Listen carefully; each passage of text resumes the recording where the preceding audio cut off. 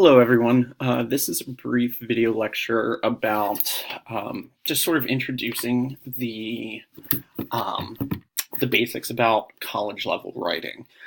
So essentially what this is, what I want you to start thinking about is there's higher expectations for writing at the college level.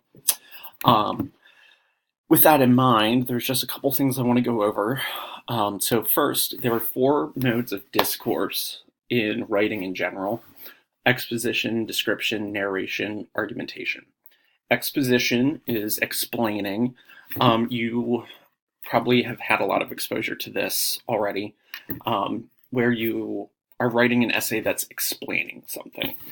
Description is exactly what it sounds like. You're describing something. Narration is creating an experience with a beginning, middle, and end, focusing largely on the structure of what you're writing. We're going to get into structure, narration, cause and effect, all of that stuff very soon. And then argumentation. So each mode of discourse requires different skills, different methods to complete that task. So as we move through this semester, we're going to work in all four modes. You're going to get practice in all four modes and hone your skills for each. Now, I'm not putting this here to be a smartass or anything like that, but what is a college level essay? I want you to think about what the actual definition is. It's a short piece of writing requiring the student to hone his or her skills of close reading, analysis, comparison and contrast, persuasion, conciseness, clarity, and exposition. This is the official definition of a college level essay. So you can see that within college level essays, depending on the mode of discourse, there are certain expectations. And as we move through each form of writing, we're going to discuss those expectations and those conventions for each. And the purpose of a college level essay is for students to develop their own ideas and concepts with no direction other than their own thoughts. That, I believe, is crucially important, especially when it comes to when we're writing a research paper. You're not, just sort of regurgitating the work of someone else. You are developing your own unique perspective and then using evidence to substantiate your own thoughts.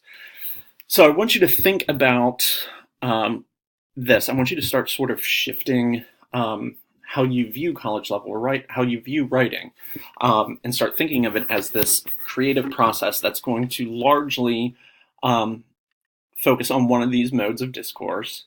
These are not always, same thing with purposes: entertain, persuade, inform. These are not always mutually exclusive, but depending on what you're writing, you're going to use different skills. That's what I want you to be thinking about. So I think I like to go over this, even though it's sort of elementary. I want you to kind of think. I want to give you sort of what my goals are for your writing. So regarding the quality of your writing, the skills I want you to largely focus on as we move through the semester. These are sort of the things that we're going to be constantly working toward: to be concise yet detailed, trying to get you to say a lot in as few words as possible, clear in purpose and direction, focused on audience and purpose, and then deliberate, creative, and interesting. These are sort of the driving foundational goals of this course.